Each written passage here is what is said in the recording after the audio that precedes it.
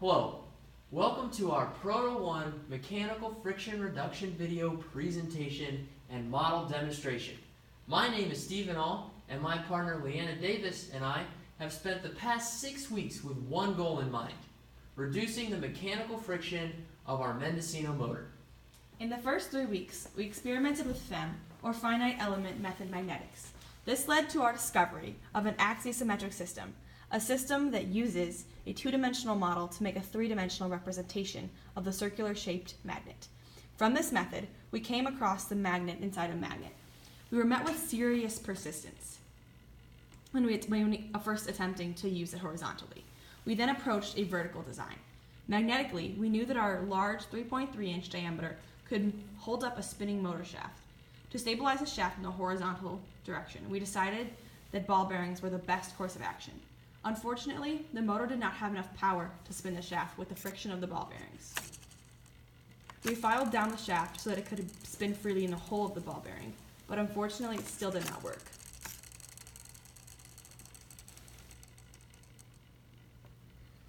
Switching to a completely different design, we went to the original horizontal design with some improvements.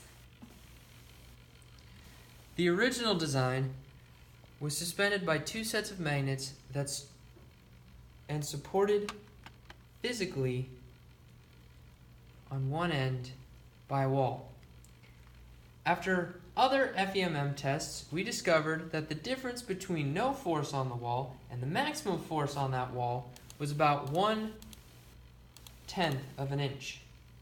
This means that we needed a very precise way to adjust the wall placement. After discussion with our professors, we decided that a screw with an appropriate pitch would succeed in this endeavor. We decided on a screw with 32 threads per inch, giving us a precision of about 3/100ths of an inch. We took the original horizontal design, took out that stationary wall, and added two movable walls attached to the end of the screws. Here's the idea. To set the motor up in its optimal least friction orientation, start by resting the shaft on one of the walls. Rotate the screw, moving the wall towards the center of the apparatus. At the point where the shaft magnet is directly over the base magnets, the shaft will then fall to the other movable wall. This is intended. Rotate that screw to move that way towards the center. At the optimal point, the shaft will be essentially teetering between the two walls. Now that I've explained the model, we will demonstrate using a simple spin-down test. Here's how it works. We start up the system and let the shaft achieve its steady-state angular velocity, which in this case, according to our Arduino code, is about 2,750 RPM.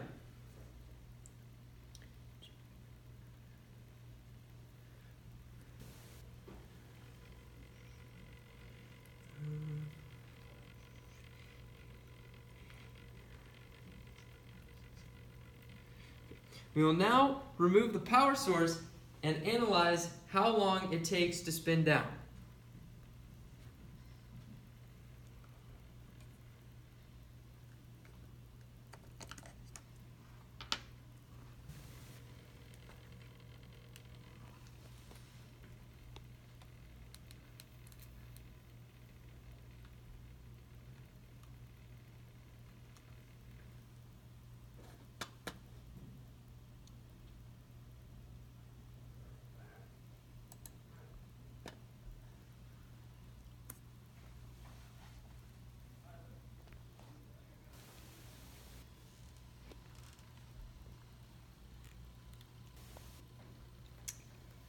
So, as it's spinning down, our final data gave us these results. There was a percent increase in the acceleration at the steady-state power consumption of about 40%. There was also a percent decrease in the torque loss, or tau s, which was equal to about the 40% of the increase in acceleration. The percent increase in angular velocity at the steady-state power consumption was about 61%, and the percent increase in the time taken to spin down the motor from the same angular velocity was an increase of about 94%. As you can see, the motor is still spinning down. Unfortunately, this model demonstration is missing a storage circuit element. We decided that